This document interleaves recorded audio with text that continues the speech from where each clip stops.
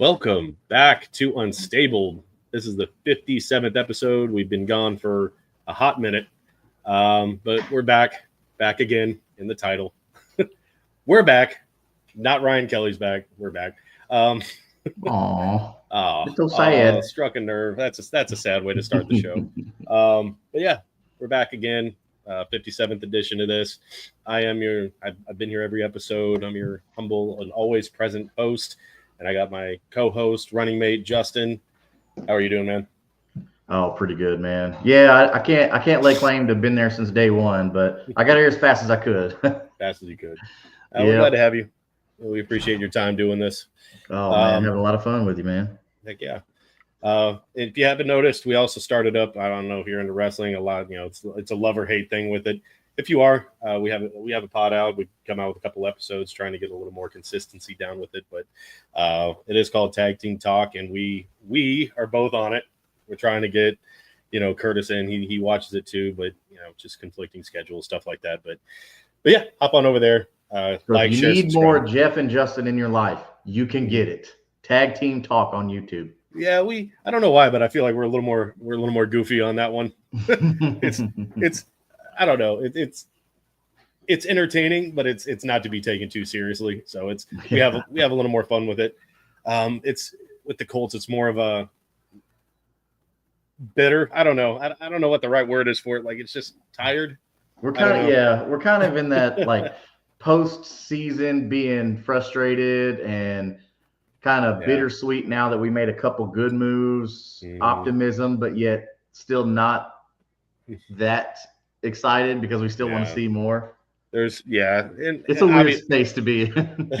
I mean, you guys watching, you know the moves, so I don't know if we necessarily have to go very far in depth. We're just going to kind of tell you what we feel about them, and we're going to talk a little bit about the draft and what we think we're going to do because of the free agency moves that have happened, and we'll even talk like late round picks where we think we should go with them.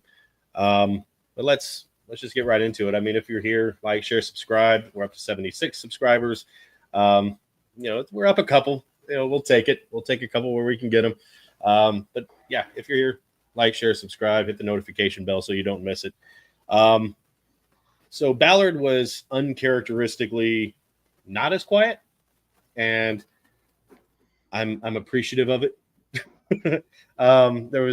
It was a nice little change of pace, and I was very critical that he always sits on his hands, and he always has. But I think at this point he knows, and he did admit, hey, it didn't work. Obviously, I mean, we had expectations that we were going to be playoff bound last year and regressed, and that's just not acceptable. And he he took the blame for it and went out and made some free agency moves. But just the Colts had, I think, 19 unrestricted free agents, and both tight ends that we really had. I can't remember his name. The other one, the one that can't catch for shit.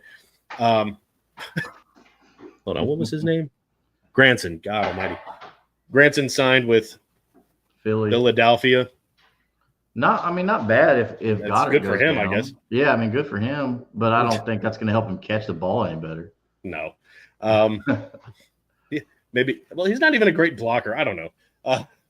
Mo Alley Cox hasn't been signed. I hope he doesn't, at least not with the Colts. I've been off that.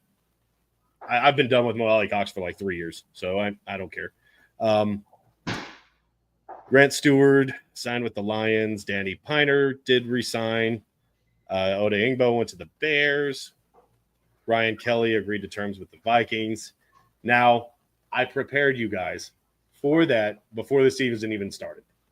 There's a reel. It's it's a reel that it just started to get more likes because Ryan Kelly signed with the Vikings. And I called it in the offseason last year. Like, it's just the writing was on the wall. It was there. They didn't offer him an extension. I called it.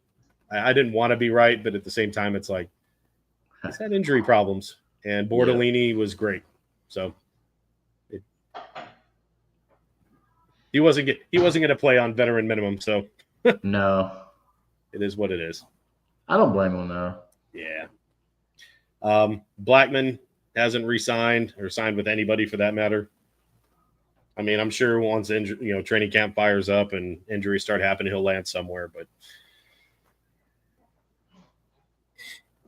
But I'm not crying about it, man. I don't know. Yeah, not gonna. I mean, he was okay, but he's not. We're not gonna miss him. You know what I mean? Especially with the additions that we made, we're not really gonna miss him that bad. So they did resign. Oh, and they did resign Doolin, who is in a spot fill at wide receiver. He's good, and he's a great special teamer, so I get it. They did now. These were the kind of I guess the splashes that Ballard made. Safety Cameron Bynum and cornerback Chavarius Ward. Very nice signings. I'll take it. I'll take it. Oh yeah, I'll take it. Yeah, you bet your ass you will take it. Like he actually addressed some team needs for once. Yeah. So with that, I'm pretty happy. Mm-hmm. But it wouldn't hurt to get one or two more in there just to solidify it. Our defense is struggling. I mean, with Lou Anarumo coming in, I feel like they're really gonna try and feature that now, because we've seen that we do have some really good keys on offense, some really good players on offense. Not to say you shouldn't stop building on offense. Never stop building on offense, because I mean this is an air passing driven league now, so you don't want to do that. Yeah, but I'm hoping that Lou Anarumo kind of lets his edges, Buckner, Latu. I hope he lets them pin their ears back and just relies on that one-on-one coverage. You know what I'm saying? Like if you just got Bynum, you just got Ward. Jalen Jones was solid, and I think Juju Brents could be too if he, plays. But it's. I think that you can. I have a feeling Lou Anarumo is probably not going to be the guy that brings 4 every single down. That was something we talked about every single game.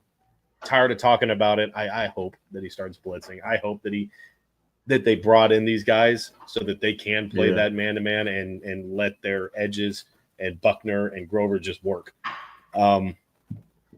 Yeah, I mean, it'd be nice to have Latu do what you drafted him to do, what his skill set is. Yeah. And that's get to the quarterback. Yeah. Like he's not the type that is just going to straight up bull rush. He's the finesse guy who can move around the defensive line, and that's what you need him to do. You need a guy like him to work the matchup. Like if you keep putting him against the same, it's just not going to work. Yeah, I mean, that's what Buck and Grover are good for. Those guys are good for creating havoc in the middle. And then where you can pull maybe, a tackle that wouldn't normally be helping a guard out, but because you've got Grove and you've got Buck in there creating such chaos, now that takes away from that edge. And now, either they got to bring in another tight end to respect Latu, or if they bring another guy, or Latu just has a free pass to the quarterback, and that could lead to a lot of sacks, or at least a lot of pass deflections. Fingers crossed. Fingers crossed. Fingers crossed. Fingers crossed. I have been very critical of the Lou Anarumo hiring, and to his credit, there wasn't a lot for him to work with in Cincinnati. There wasn't.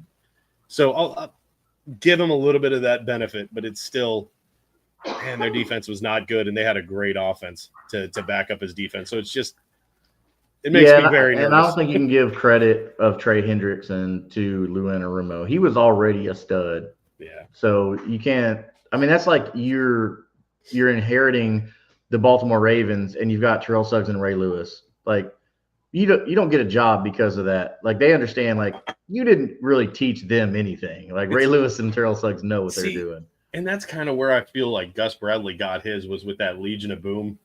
Like he just kind of lucked out with the talent that he had in Seattle. Exactly. Exactly. He has never been able to duplicate that, is what I'm. Well, exactly, because he rode that coattail. Yeah. And that's what, I mean, that's how a lot of coaches actually get, how a lot of coaches get their jobs, is they ride the coattail. Like, quarterback coaches or whatever who get offensive coordinator jobs, or offensive coordinators who get head coaching jobs. It's like, sometimes it's not them. Sometimes it's either the players or the guy above you. Mm-hmm. But So, and then they were the two biggest free agent acquisitions. The two biggest.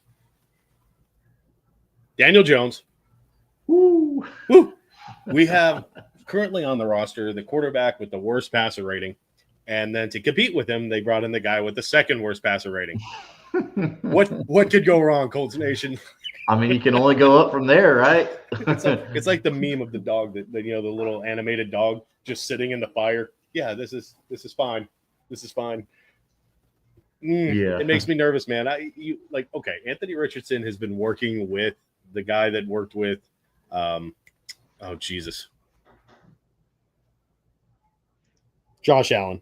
What are we talking about? I don't know. Oh, okay. Yeah, he was working with his, mentor, his throwing coach, whatever the hell you want to call him. Anthony Richardson's was working with him in the offseason. So, which is promising because we saw what Josh Allen went from being a rookie to the league MVP. So, I mean, so that's good. That's a plus. It kind of pisses me off, though, a little bit. Like, the Colts come out and say, oh, yeah, he's working harder than he ever has this offseason. I'm like, the fuck was he doing the last two? That bar wasn't very high. Not working hard the last two off seasons? I don't think he was. What are we saying here?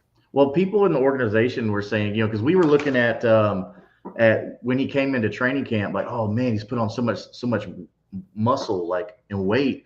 But apparently they were saying like it wasn't great weight to start, so he already started behind the curve. Like he was thicker, but it wasn't like just super jacked. He didn't come in Bob Sanders jacked. Well, no one really does it like Bobby, but so hopefully, he kind of sees like, I need to take this seriously. Like, this ain't my job guaranteed anymore. Like this dude at that rate, and the tap out and everything. Like this dude was going down the way of Jamarcus Russell. Now, granted, in the pressers, he was saying the right stuff, but like just which they prep you for that.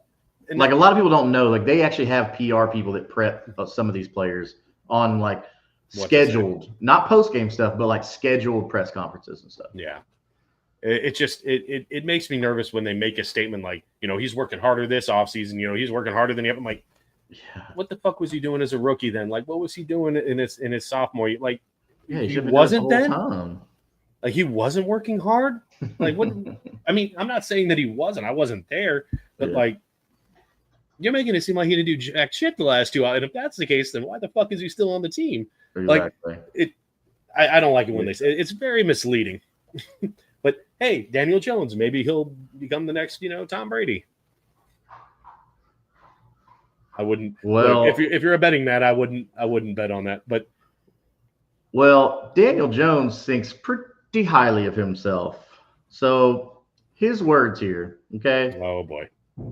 Daniel Jones went on record saying, Patrick Mahomes had the last 5 years. The next 5 years are mine. Oh boy. Oh, what could go wrong? So that's what we're getting. Look, if he becomes the next Patrick Mahomes, that'd be great. I'm just saying, I've seen a play of Daniel Jones where he's running with no one around him and he tackles himself. I've seen Daniel Jones where he's had wide open receivers running downfield on a flea flicker and he takes a sack. Like, I've seen plays. Daniel Jones literally trips on nothing. Air. Like, but he was fast. Like he ran away from everybody else, but he tripped over nothing. Like my toddler who's 4 has tripped over, whatever, a couple of times. Right. Like you're a grown man in the NFL. 4, yeah. 4 compared to 24. It's like, man, you're comparable to a toddler in this scenario. Yes. Yeah. Yeah. I don't understand. Holy shit, dude. The most of the Colts fans can hope for is that Anthony Richardson is in fact making a lot of progress. Yeah. His accuracy can actually hit that 60%, and we can have at least an above average quarterback. If, like I've said it over and over, all these years, if we just had above average play, we probably make the playoffs almost every year.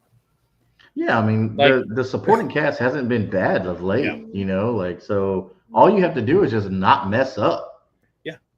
Just like if Andrew Luck had this team, and I know we've gone through this scenario a bunch of times before, but if Andrew Luck had this team, or even last year's team, like, come on, man. Like, we're winning the AFC South easily. Well, since CJ Stroud decided to take a year off. Like, you saw the dumpster fire that that it was the Colts before Andrew Luck took over. And how quick, like how good they looked with him. And then he got hurt again, and it's like then they look like a dumpster fire again. I mean, there was a couple of good games there with Matt Hasselbeck. Brissett wasn't terrible, but it's like it wasn't. You could tell that there was a lot of pieces lacking on the team, and that this outside of Luck, like they're not contenders. Now it looked like they have the pieces. Like they had one of the best offensive lines there for a few years, and it's we don't have a Luck. We're doing Phillip Rivers, Matt Ryan, Carson Wentz. We're doing all these experiments. It's like, just imagine, dude. Yeah, like these guys are not even, you can't even say over the hill. Like these guys are at the end of the road. So it's not like you're bringing in like an Aaron Rodgers who's like past his prime. These are guys that are guys that are already in the league longer than they should have been. Yeah. And it was Phillip came from coaching high school to come back into the league to play for the Colts. And the only one that I really understood to bring him in as a backup, not to start, was Joe Flacco, just because of how well he played in the Browns stretch at the end. It's like, but even then, like, he's fucking 40. Joe didn't show up to expect to be the starter though. So he actually had proper expectations, so that's good. Daniel Jones is like, I'm the next Mahomes. Right, yeah. Jesus fuck. What? I mean, I love the confidence. Don't get me wrong, I love the confidence, but bro, like you have try winning a game first, buddy. Right, you have no reason to say that at all. The Giants ate all of that stupid money they paid you just to get rid of you. Yeah. So maybe concentrate on like training camp. Like, just maybe dial it back a little, buddy. I do think as a passer, though, I mean, Daniel Jones is better than Anthony Richardson at this point in time. Second worst in the league. Slightly. Worse. He's not worse. Slightly. Nothing to get too. I'm not excited. We will see. That's all we can do is sit and see. Oh, Jesus. I mean, can you imagine? Can you imagine, though? Like, Anthony Richardson wins, it's like, well, I mean, Daniel Jones sucks ass, so the bar was kind of low. But if Daniel Jones wins in training camp, like, wins the starting job, like, oh. I mean, what happens? What happens to the leadership if Daniel Jones actually does win that competition? Like, can we like bring in Matt Ryan again? I think in order for Daniel Jones to win that quarterback competition, he would have to be like lights out better than Anthony Richardson, because Chris Ballard's not going to take an L on Anthony Richardson right now. He's not. He's only had 2 seasons, and like the ego, I don't care what Chris Ballard said in his press conference. That dude is not about to sit there and say I was wrong. It is not an open competition. No, Anthony Richardson has the bias. He has the job. He has to lose that job. Like let's just be clear about it. He has to lose that job in order for Daniel Jones. It has to be take it. Like I'm not. This is not a racial thing. The saying is, it's black and white. Yeah, like it's got to be crystal clear, like ink on paper. Everybody, that's what he's talking about, black and white. But it literally has to be clear. There has to be like discrepancy in talent. Like Daniel Jones has to dominate preseason and training camp. If that happens, hey, you know what? Maybe the Giants were just that shitty of an organization. Maybe he really was a good quarterback. And these are big maybes. But I mean, Saquon took a hair more money to get out of New York, so yeah, maybe there's some merit to that, man. Maybe there's something there. You never know. Yeah. And I didn't forget the second biggest signing of the Colts, Spencer Strader. The human yo-yo is back, and it's an open competition again at kicker, and I'm for it. Matt Gay struggled mightily, and I think Spencer Strader was good. Yeah. And you know what? If Spencer Strader beats out Matt Gay, I'm okay with it. Yeah, I mean, the only thing that sucks is we paid Matt Gay all that money, dude, like, unless you've proven in the league you deserve that kind of money, nah. I mean, he was really accurate with the Rams, and then he came here, and it's like, I don't know, hip. I think he had like hip injury and something else. I mean, another guy that was older, like stop all the older stuff. It's okay to draft a kicker. That's okay. That's why I was really hoping Specs was going to work out. I love Rigoberto, or not He was Rigoberto. I fun, liked and he was fun in Georgia, Rodrigo. man. Yeah, Specs, man. Respect the Specs. Yeah. He was one of the best college kickers, and he just flaked out in the pros big time. Like, I was really hoping he was going to work out. I felt so bad for him. Yeah. I don't know. One of my favorite signings that I think is going to help the offense a little bit, especially Jonathan Taylor in particular, is Khalil Herbert. Mm-hmm. Like, he was, as far as fantasy goes, I know a lot of people were excited about him when he went to the Bears. Yeah. I'm okay with Khalil Herbert, man. Like, I believe, me personally, now I know you're an Evan Hull guy, but I think he's better than the options that we had and have currently at running back outside of Jonathan Taylor. I think Evan Hull really only had some speed. Like, there's a reason that he hasn't been utilized. There's a reason he's probably just not that good. Well, like I'm willing to, but I was excited because he was like a 5th round pick, fast as all hell. Yeah. But it's just obviously he had plenty of opportunity. He's a good 5th round pick though. He's somebody that you want that can develop, somebody who can sit behind Jonathan Taylor, who had a lot of success in college. Evan Hull wasn't like a big star in college or nothing like that, where Jonathan Taylor was. But I mean, but we have Khalil Herbert now. I think easily he slots in as RB2. And with him actually having some NFL experience, I think he can actually get a little bit more playing time than everybody else, which was pretty minimal. I mean, Jonathan Taylor took most of the snaps last year.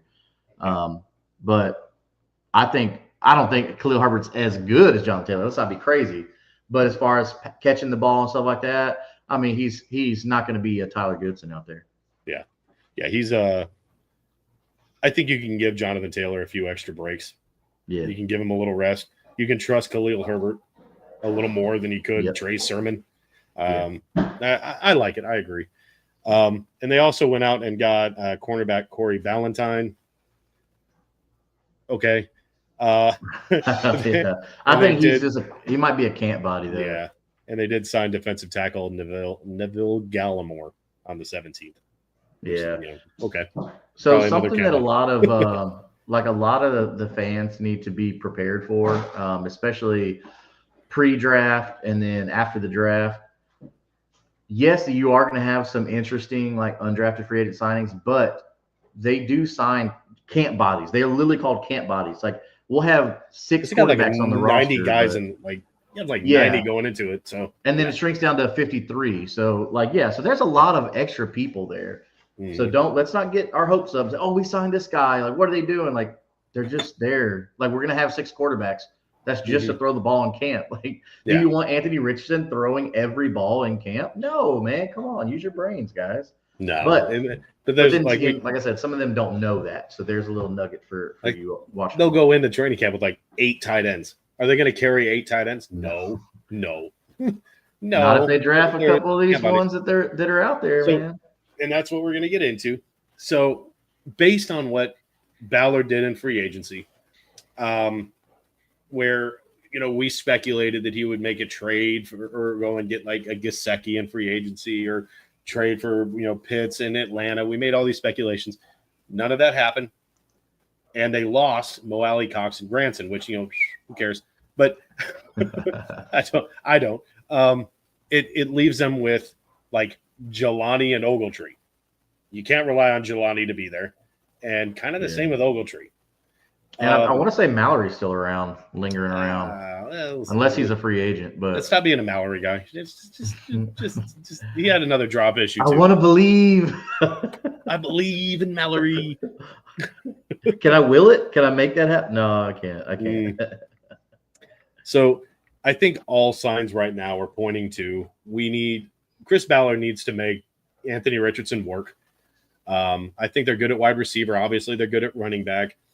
I could understand the argument because they lost Will Fries, which I made a little joke about this pre-show. If we had to choose between French or Fries, I'm going Fries. I don't like the French. I don't like the French. We go with the Fries.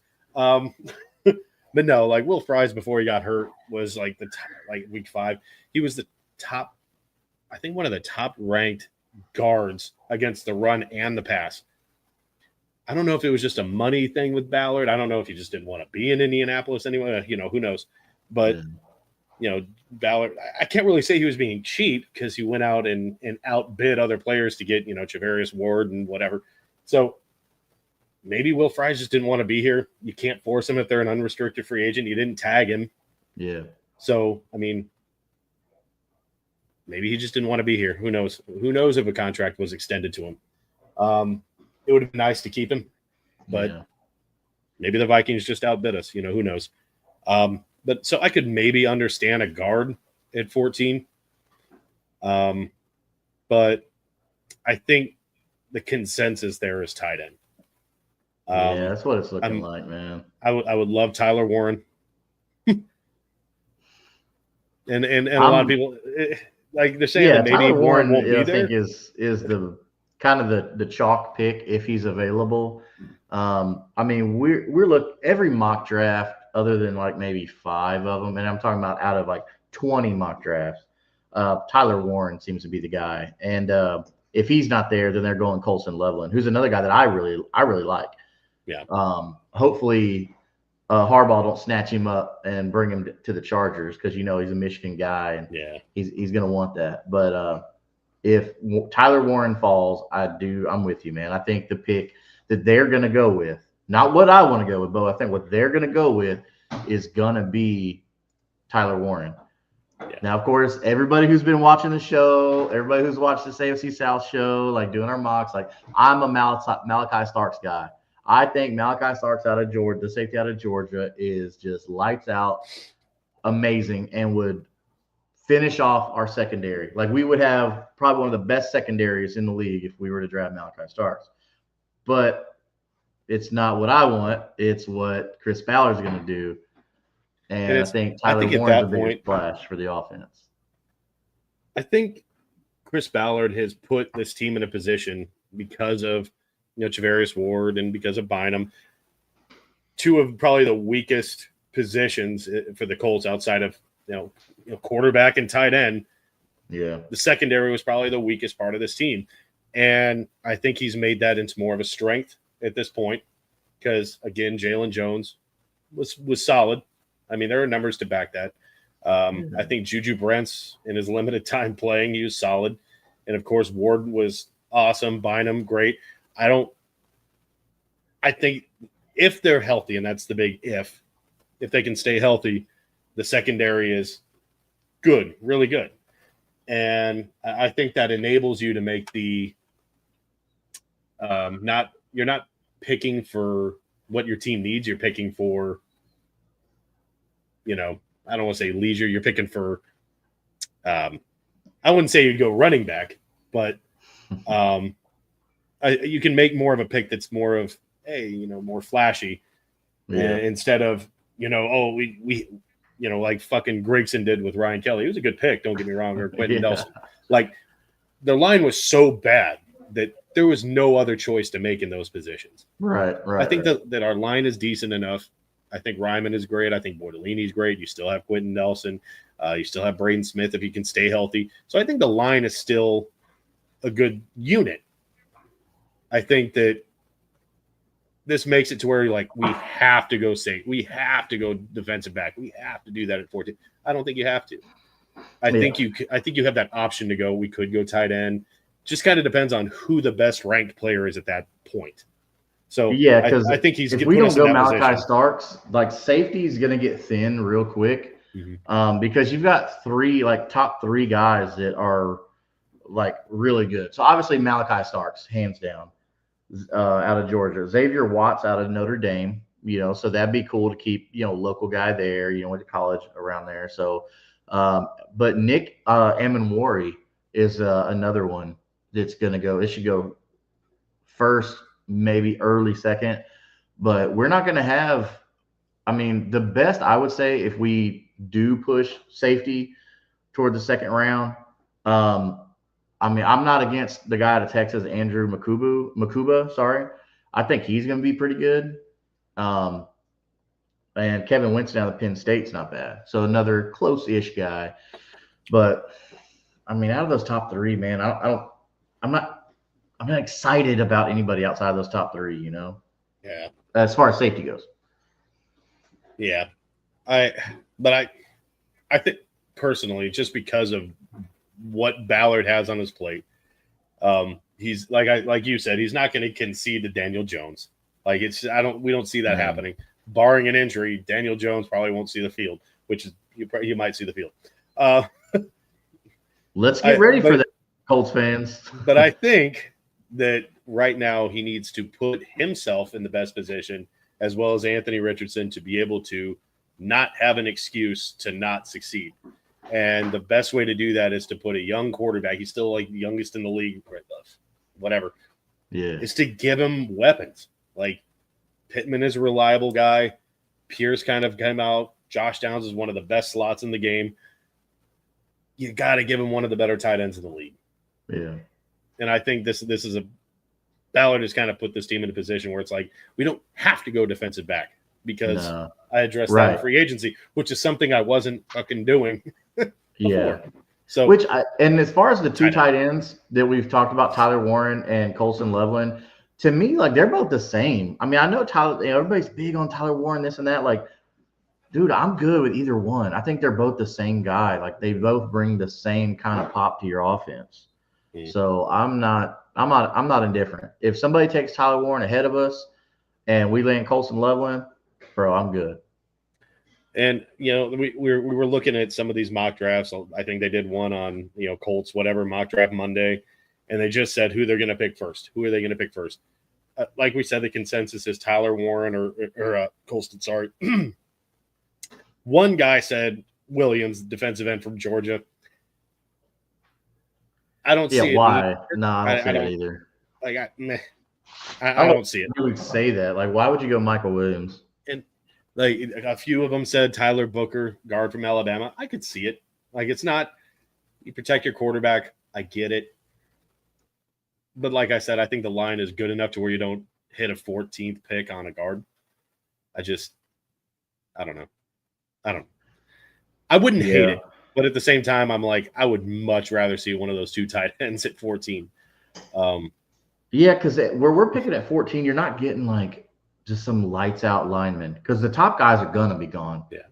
Yeah, those guys always go good. I mean, and there's some good ones this year. So, I mean, if we do anything, I mean, dude, I think we did a mock draft on the AFC South show not too long ago, where the center out of Georgia, Jared Wilson, I'm a big fan of. But, I mean, I think if you do anything like that, you would shore up a spot that you lost. Yeah. But, I don't know. That's just me. I agree. I mean, obviously they can still do anything before the draft. I mean, they could still make a hit at one of these tight ends and completely alter what we're saying right here. The options are still there. I mean, it's just, is there a guy, because based on what he's done so far, and if he went out and he got these guys in the defense in the secondary, you would think that if he was wanting one of these free agent tight ends or even making a trade for it, he'd have done it. Yeah. So I just feel like the target right now, he let his tight ends walk. Yeah. I felt like Evan Ingram would have been the easy one because he was already in the AFC South. He showed production. He had a great rookie season with the Giants and then resurrected himself in Jacksonville. So I feel like if you were to go after one, that would have been it, or trade for like Michael Mayer out of Vegas, who I was a big fan of coming out of Notre Dame. Like Michael Mayer's great. He just plays behind Brock Bowers now, Yeah. So, but he didn't. So I think you're onto something. This is kind of a telling sign that they probably are going to go. Not Tyler Warren, but they're probably going to go tight end with 14. I think there's a very high likely chance enough. Yeah. And he always goes defensive end and defensive tackle depth. It wouldn't surprise me to see Chris Ballard do something like that. It wouldn't. Yeah. But at the same time, it's like, bro, you don't have any tight ends. Tight end was like not reliable. Like it seems like the whole theme of this is I'm fixing my fuck ups. And the defensive back was the first fuck up that he fixed. Now tight end is the time to fix it. We should have gotten rid of Mo Alley Cox 3 years ago. Like we should have maybe we should have traded up and gotten Brock Bowers. Like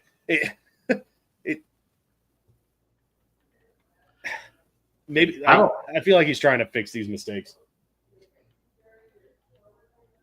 Yeah, I mean, at least he's trying. I mean, I'm gonna give Ballard some credit. At least he's trying. He made the moves we needed to.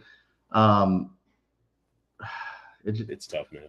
Yeah, we'll see how the draft goes, but I think where he's really gonna earn his keep is what he does later in the draft, though. Like what positions he hits, because what if do you stick with Richardson and Jones, or do you bring in a future security blanket? Like, do you try and stack depth at tight end? Like, what do you do? Because there's not a lot of linemen. There's a lot of running backs, but you just signed Khalil Herbert. A lot of the running backs in this draft are way better than Khalil Herbert. So let's, I'm not going to sit here and say that Khalil Herbert's the best RB2 we got, or the best RB2 possible. I'm going to say that maybe you keep Ellinger on another year. I know we're talking quarterback 3, and maybe I'm not going to use capital on it, because right now this is the year where if you're Chris Ballard, you're like, I might be out of a job. This is my guy. I don't, whatever.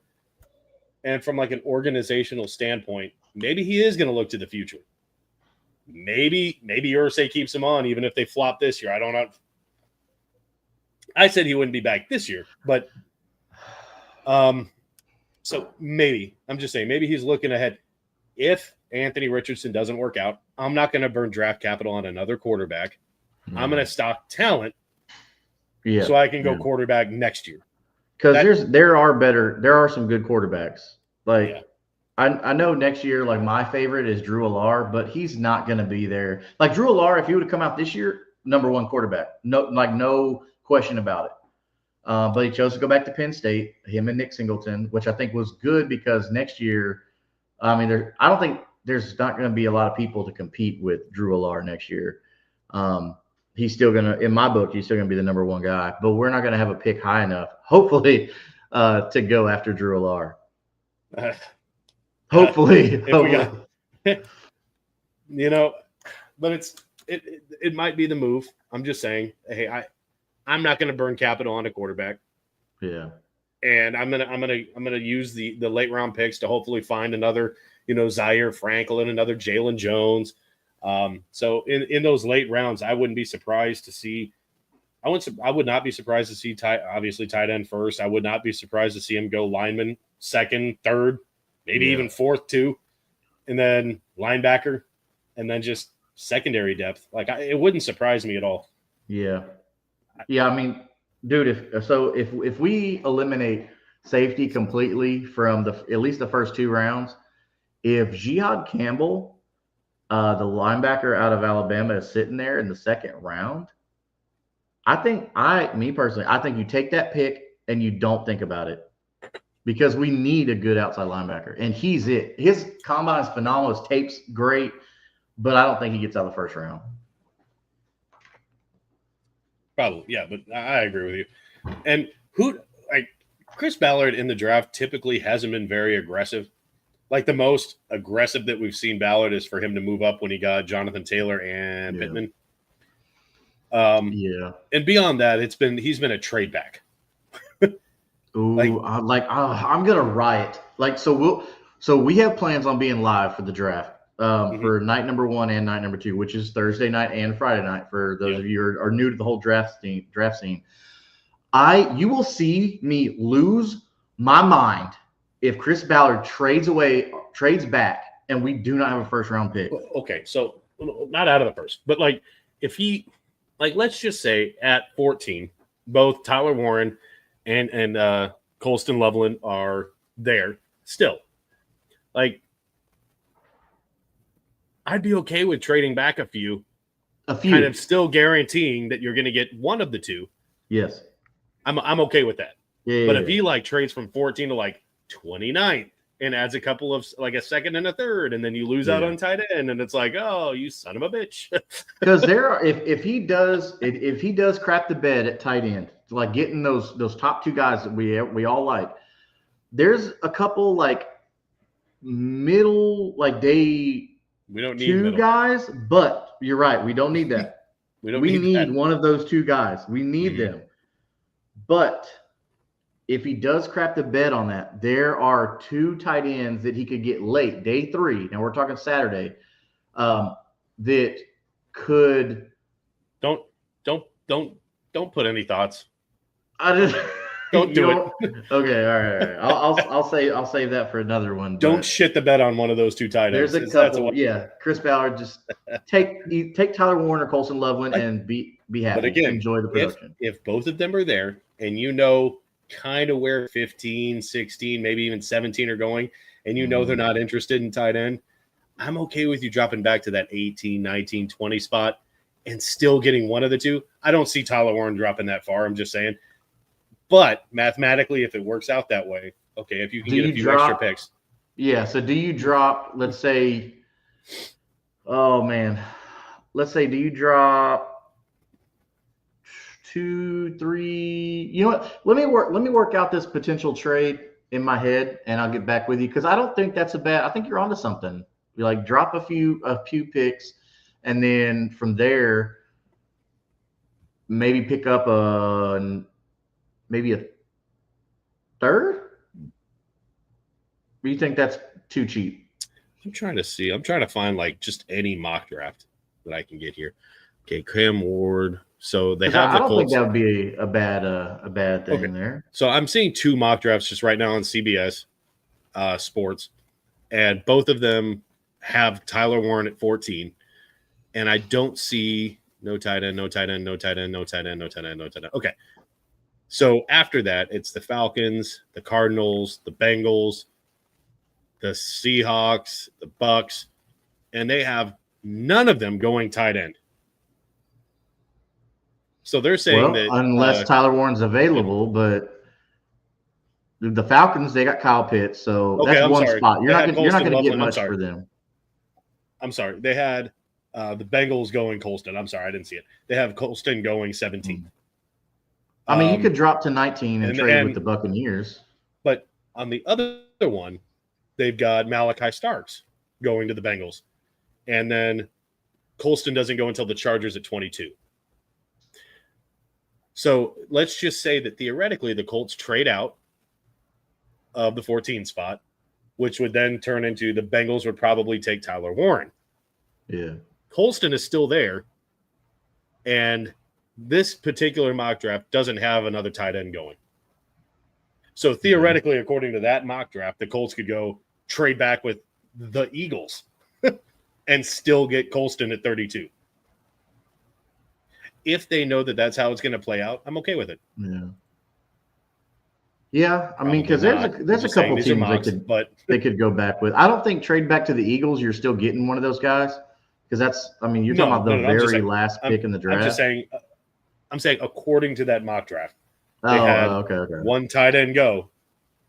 Well, the thing is you got to think these guys are building mock drafts based on where they think players will fall to them. So they're probably not expecting Tyler Warren or Colson Loveland to fall to them, and with them taking the Bengals. Like Colson Loveland, they just re-signed Mike Gesicki, so he's not going anywhere. Gesicki's good, but I would say if you want to drop, 5 spots to the Buccaneers, because then now you're picking at 19. They have a mock Jihad Campbell. Like you could pick up Jihad Campbell and then another one later on, because there's teams 19, 20. And 22, they all need tight ends. Yeah. So you got, I mean, even the Seahawks, you could say the Seahawks. So Seahawks at 18, Bucks at 19, the Broncos at 20. The Steelers don't need a tight end. They got Pat Freiermuth. Well, the Broncos didn't they got Evan Ingram though? The Broncos. That's right. You're right. But the Chargers, I think, would be the biggest people who'd want to move up and give up the most, because especially if Colson Loveland is available, then I think Harbaugh is going to want to go get his boy from Michigan. Yeah. I'm not saying that the Colts should trade back to third. I'm just saying, according to that mock draft, and if that first round plays out that way, if you can move back and still get one of those 2 tight ends, I'm fine with it. Yeah, but if he drops back and shits the bed on either one of them, you're gonna see like me pick up my monitor, and that'll just be a blur, and then like just a gray screen. Like yeah, because we know we're good with the Falcons with Kyle Pitts, the Cardinals with Trey McBride. Yeah. And then they did bring Zach Ertz back for another year, which he's I mean, it's not really much to write home about. And then the Bengals, having Mike Gesicki, and then so you're good there. But I'm hoping they don't go crazy and draft one of them guys. But yeah, if Tyler Warren's gone, you're like, okay, I can trade back with the Bengals or somebody like they can go get a need or something like that, drop 3 spots, and then still get Colson Loveland, even if Tyler Warren's gone. Then I think we do that. And I'm going to make a phone call to the other few teams. Hey, what are you thinking about here? Yeah. I mean, Chris Ballard needs to be on the phone every pick. Every pick. But, I mean, he likes his guys. So he likes their guys. Maybe he'll trade out of the first entirely. Yeah. Nah, he'll probably stay put and just grab one of those 2 tight ends. It's the most logical thing. Yeah. I mean, make a trade with the Browns and get their first next year, give up our 14th and something else and get their first next year, and we'll go get Arch Manning next year. Yeah, because that Browns will be picking pretty high. Yeah, they're pretty consistent. Yeah. And the Giants will be right there with them. So yeah, no shit. But all right, I think this is a good place to wrap. I know that they're going to do an episode of this AFC South show. I've got long days now, and I got to be up early in the morning, so I haven't been on there as much as I want to be. But Justin will be there, so make sure you check out this AFC South show. They're going to be going either recording or going live. I'm not sure what they're going to do, but they're going to be doing that soon. So be on the look for it on Curtis Podcast Network for this AFC South show. Make sure you like, share, subscribe there. Do the same here. Show some love if you're here. Like, share, and subscribe. Help us out. We're at 76 right now. We're the lowest subscribed on the CPN. So help us out. Let's get to 100. Let's get to triple digits. Let's do it finally, please. Everywhere. So I'll be posting the show on my channel as well. So you can catch me right up there at Kingmaker_DFF on all those platforms. We'll have everything. You see me and Jeff here on Unstabled, and the same broadcast right there on Kingmaker Sports. For sure. We'll see you all next week. Y'all be good people. Until next time, go Colts, baby. We're the shoe.